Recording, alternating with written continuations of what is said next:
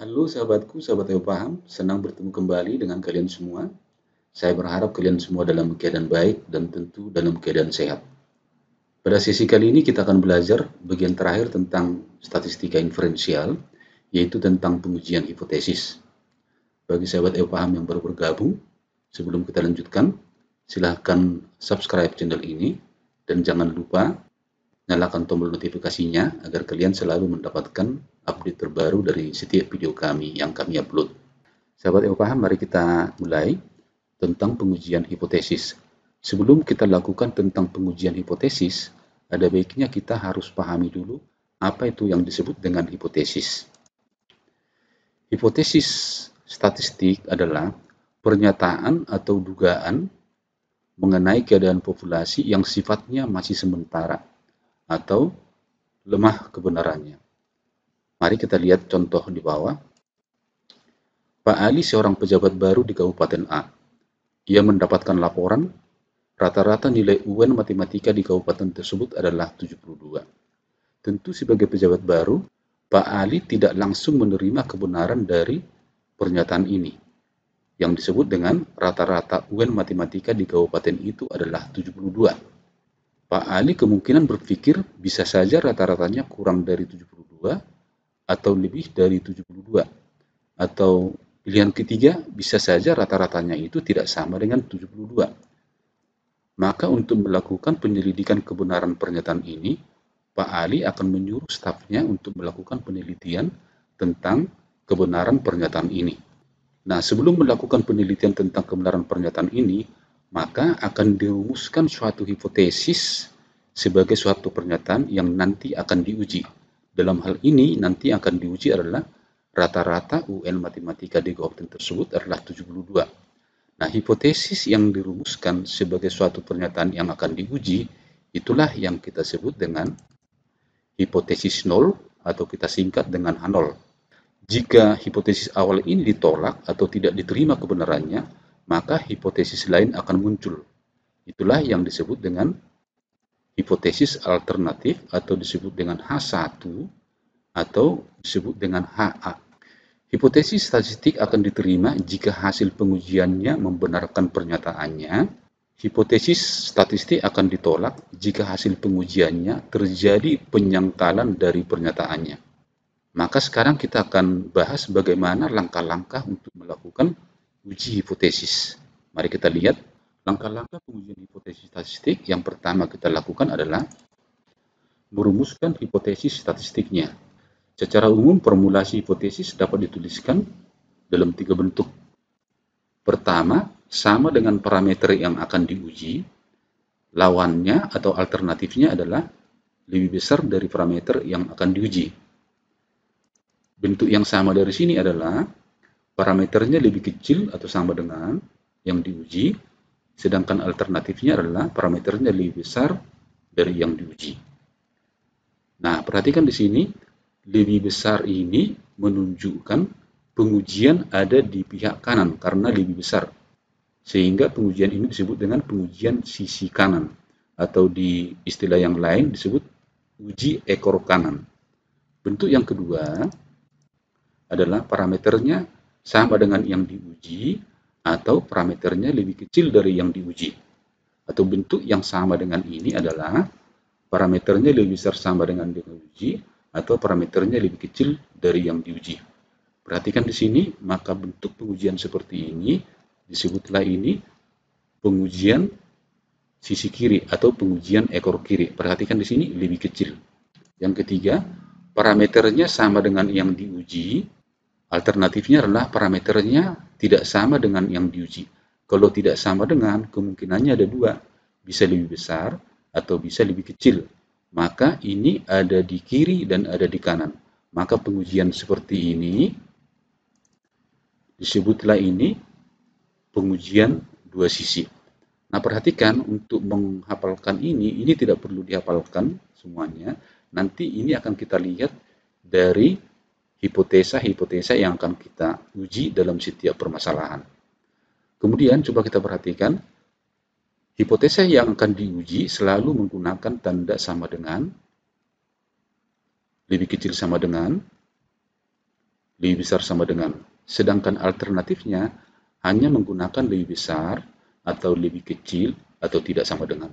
Ingat, jadi untuk tanda hipotesa alternatifnya tidak boleh menggunakan lebih besar sama dengan, lebih kecil sama dengan, atau sama dengan. Harus menggunakan lawannya.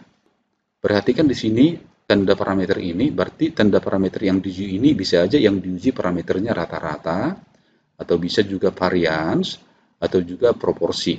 Sehingga nanti kalau yang diuji misalnya di sini adalah rata-rata, maka di sini nanti diganti menjadi mu. Kalau ini akan diganti dengan proporsi, maka ini nanti akan diganti oleh pi. Demikian seterusnya. Kemudian dalam pengujian ini kita menggunakan distribusi normal. Sehingga data yang kita uji semuanya dianggap berdistribusi normal. Langkah yang kedua adalah menentukan taraf nyata. Apa itu taraf nyata? Taraf nyata adalah besarnya batas toleransi untuk menerima kesalahan dari hasil hipotesis terhadap nilai parameter populasinya. Artinya, setiap pernyataan awal yang akan kita uji selalu mempunyai tingkat kesalahan. Nah, tingkat kesalahan itulah yang disebut taraf nyata. Taraf nyata dilambangkan dengan alfa, dan besar alfa tergantung pada keberanian pembuat keputusan, dalam hal ini peneliti. Secara umum dalam dunia penelitian, taraf nyata yang diambil adalah 0,01 atau 1% sampai dengan 0,05 atau 5%. Semakin kecil taraf nyata, maka semakin validlah penelitian tersebut. Biasanya taraf nyata yang kecil, misalnya 0,01, biasanya itu dipakai untuk penelitian-penelitian dalam bidang kedokteran, dalam pembuatan pesawat terbang, atau yang menggunakan ketelitian-ketelitian yang sangat tinggi karena sangat berisiko kalau kesalahannya terlalu besar. Besarnya alfa atau taraf nyata pada penelitian ini disebutlah itu daerah kritis pengujian. Selanjutnya, langkah yang ketiga adalah menentukan kriteria pengujian. Kriteria pengujian adalah bentuk pembuatan keputusan menerima atau menolak hipotesis nol dengan cara membandingkan taraf nyata pada tabel distribusi normal atau nilai kritis dengan nilai uji statistiknya. Jadi artinya, nanti dari penelitian tersebut akan kita uji dengan nilai statistiknya, kemudian kita bandingkan dengan taraf nyata yang ada dalam tabel. Dalam hal ini adalah tabel distribusi normal. Dan selalu disesuaikan dengan bentuk pengujiannya. Penerimaan H0 atau penerimaan hipotesa terjadi jika uji statistiknya berada di luar nilai kritis. Sedangkan penolakan hipotesa atau hipotesis terjadi jika uji statistiknya berada dalam nilai kritis. Coba kita perhatikan daerah kritis pada kurva normal berikut. Perhatikan di sini, ini adalah rancangan hipotesanya. Di sini lebih kecil. Alternatifnya lebih kecil, maka daerah kritisnya adalah pihak kiri. Perhatikan di sebelah kiri atau ekor kiri, warna yang kuning ini adalah daerah penolakan atau disebutlah ini daerah kritis. Sedangkan Z di sini adalah batas daerah kritis. Jika setelah diuji, misalnya hasil uji Z jatuh di daerah yang kuning, maka kita akan menolak H0.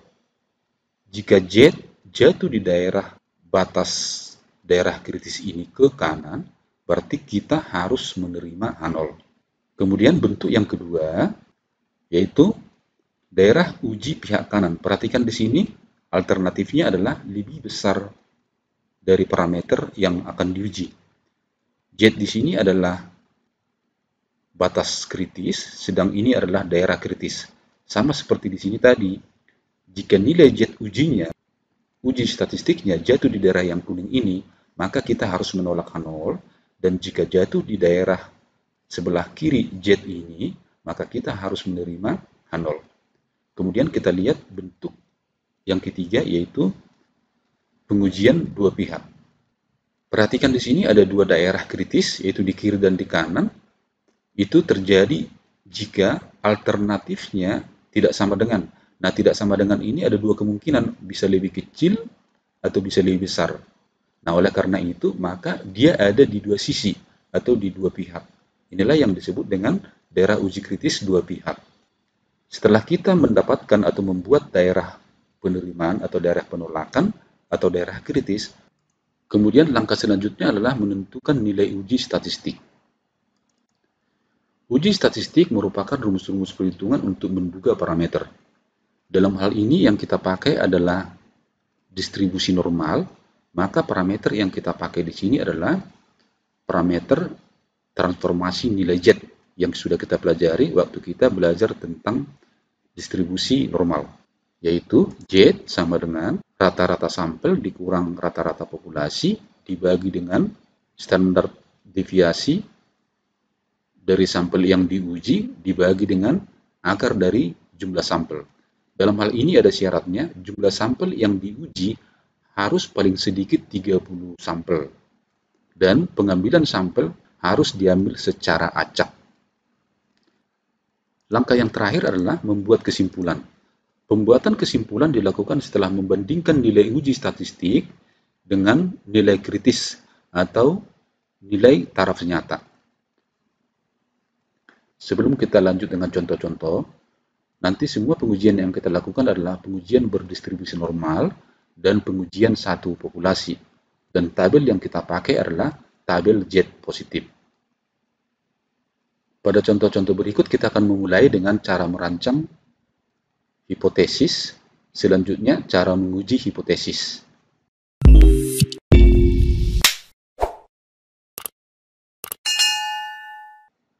Contoh nomor 1, rata-rata panjang jagung hasil panen adalah 15 cm.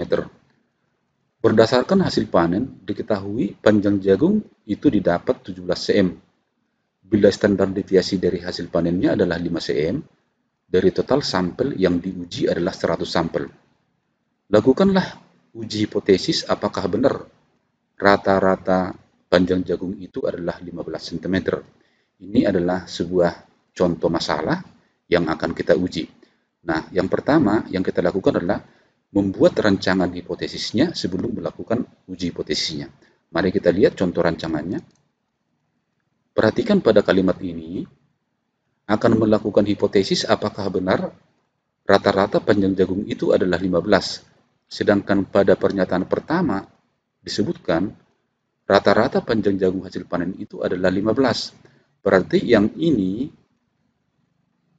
apakah benar rata-rata panjang jagung adalah 15? Berarti ini adalah suatu keraguan. Artinya, dia meragukan rata-rata panjang jagung itu 15 cm.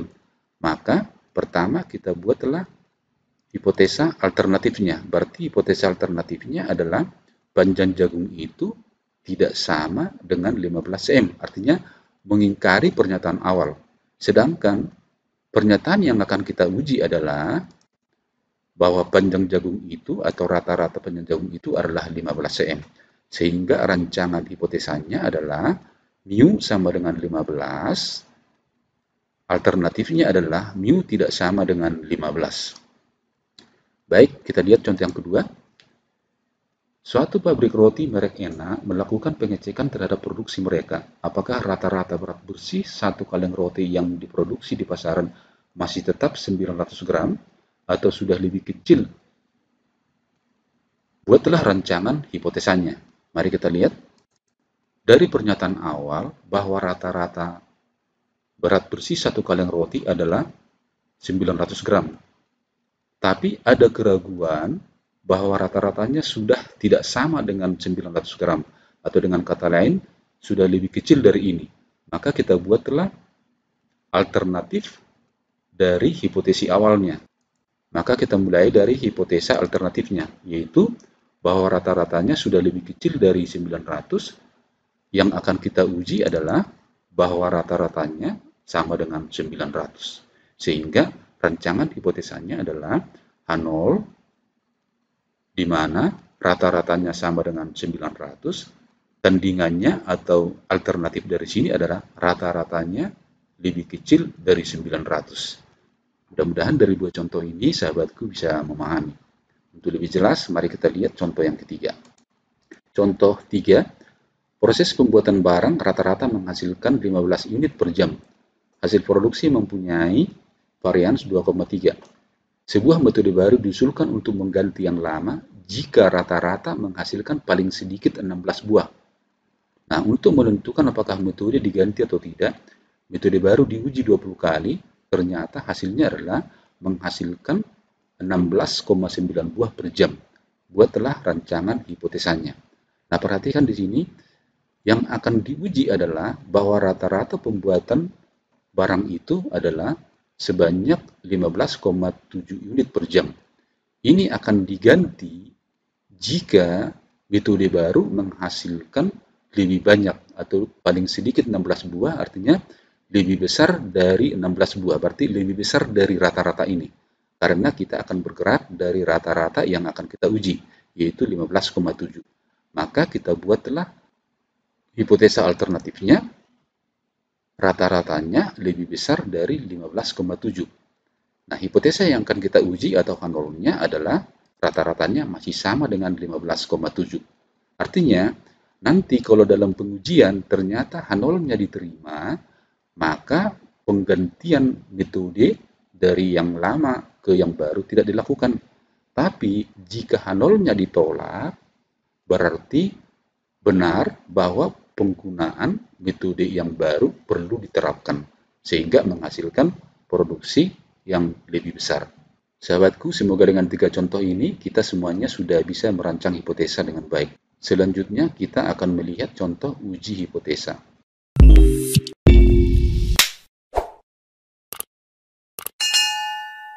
Contoh 4, ada yang menyatakan bahwa dalam setahun jarak yang ditempuh sebuah mobil rata-rata kurang dari 20.000 km.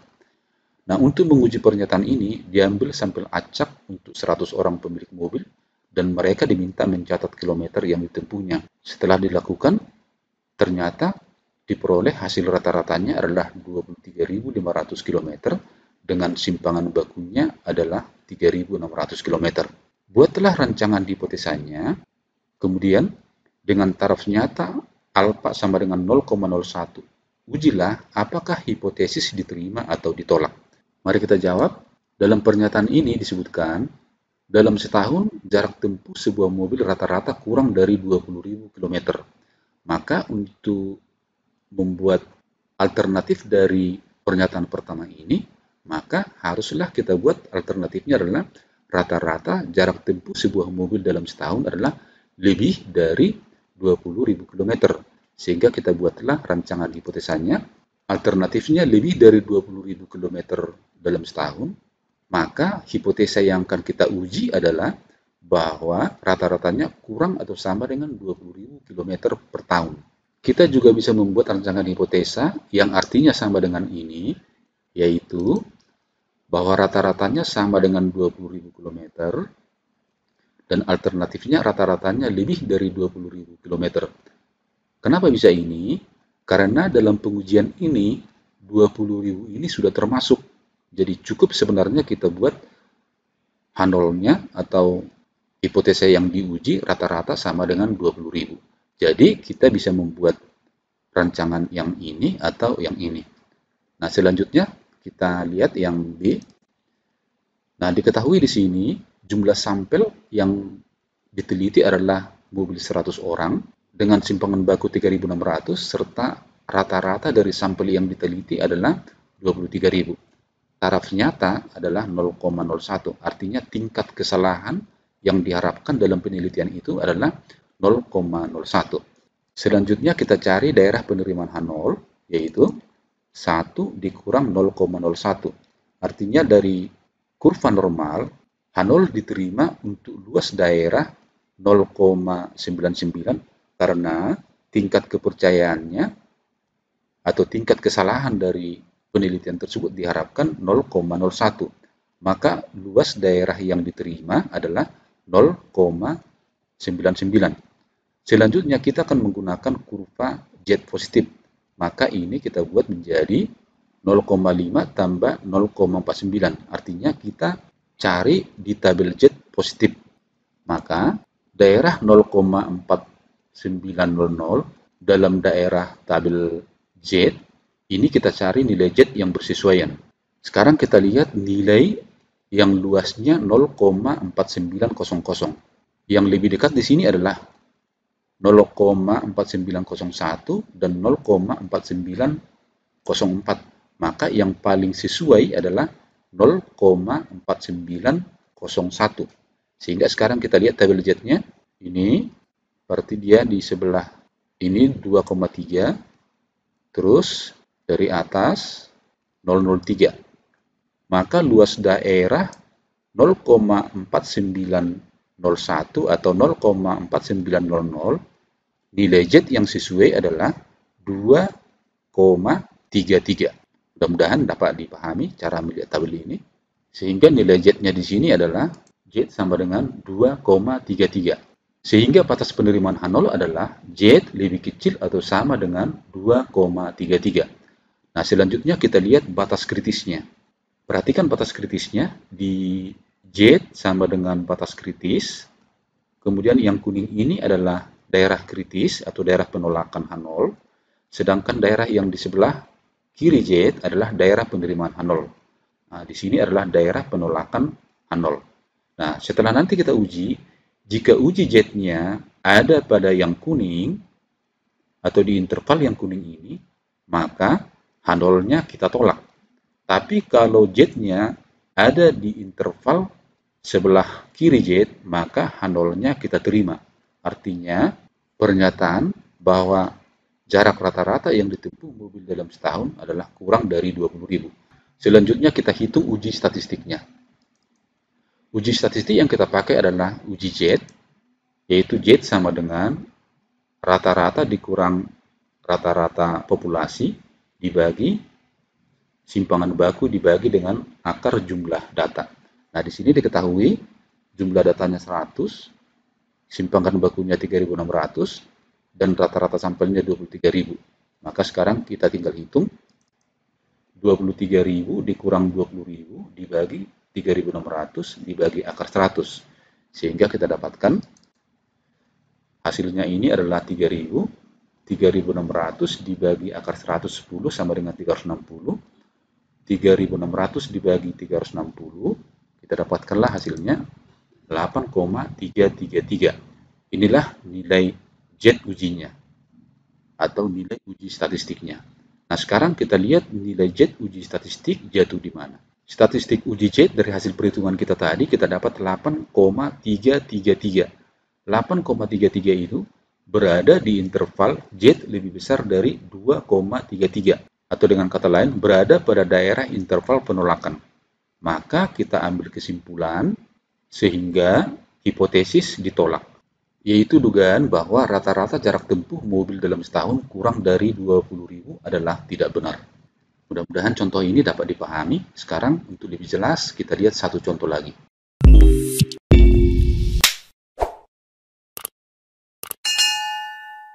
Kita bahas contoh yang terakhir, contoh yang kelima.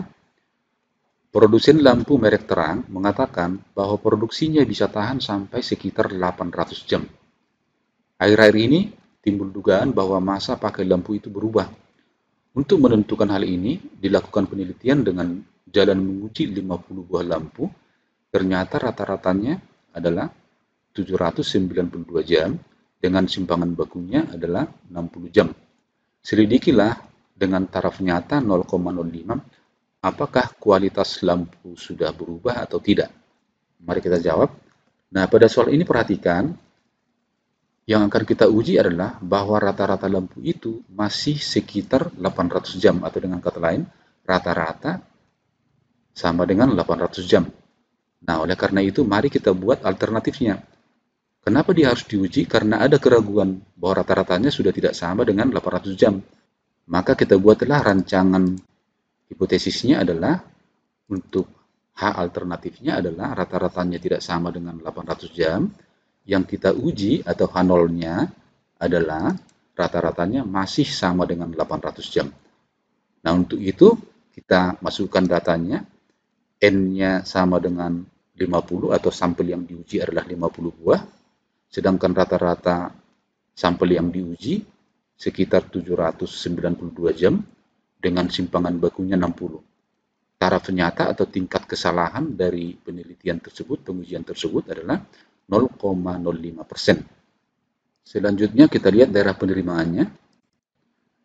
adalah 1 dikurang 0,05 dibagi 2. Kenapa dibagi 2? Karena pengujian ini adalah pengujian dua pihak, berarti di kiri dan di kanan daerah kritisnya sama, sehingga ini kita bagi 2. Selanjutnya hasilnya adalah 0,95 bagi 2, kita dapatkanlah 0,475. Untuk daerah 0,475, kita cari nilai Z yang sesuai. Perhatikan nilai 0,4750 ada di sini. Selanjutnya kita cari Z yang sesuai. Ke sini 1,9. Ke atasnya adalah 0,06. Maka nilai Z yang sesuai adalah 1,96. Maka di sini didapatlah nilai Z sama dengan 1,96. Selanjutnya, batas penerimaan H0 adalah Z lebih kecil sama dengan 1,96, lebih besar sama dengan min 1,96. Sedangkan batas penolakan H0 adalah Z lebih kecil dari min 1,96 atau Z lebih besar dari 1,96. Sekarang kita perhatikan daerah kritisnya. Z sama dengan 1,96 adalah batas kritis di kanan, dan Z sama dengan min 1,96 adalah batas kritis di kiri. Sehingga daerah penolakan atau daerah kritisnya adalah daerah yang kuning ini. Daerah yang kuning di kiri, intervalnya lebih kecil dari min 1,96, yang di kanan intervalnya lebih besar dari 1,96. Sedangkan daerah terimanya adalah Z lebih kecil sama dengan 1,96, lebih besar dari atau sama dengan min 1,96. Maka untuk menentukan interval mana yang akan kita pilih, kita uji nilai Z-nya dengan uji statistik Z, yaitu Z sama dengan rata-rata dikurang rata-rata populasi dibagi simpangan baku dibagi dengan akar jumlah data. Kita dapatkan tadi rata-rata sampelnya adalah 792 dikurang rata-rata populasinya yaitu adalah 800 dibagi simpangan bakunya 60 dan jumlah datanya 50 sehingga ini akar 50. Ini kita hitung hasilnya adalah min 8, kemudian 60 dibagi akar 50 hasilnya adalah 8,4853 sehingga hasil dari min 8 dibagi 8,4853 adalah min 0,94. Sekarang uji statistik Z sama dengan min 0,94 terdapat pada interval penerimaan H0 sehingga dengan kata lain H0 diterima atau di sini mu sama dengan 800 atau sekitar 800 diterima. Maka kesimpulannya, dari penelitian menyimpulkan masa pakai lampu masih sekitar 800 jam, artinya belum berubah. Demikianlah sahabatku semua penjelasan tentang pengujian hipotesis dari cara merancang hipotesis sampai pengujiannya. Mudah-mudahan penjelasan ini dapat bermanfaat dan dapat kamu gunakan untuk menyelesaikan soal-soal yang lain. Saya berharap tetap semangat belajar, semangat ayo paham.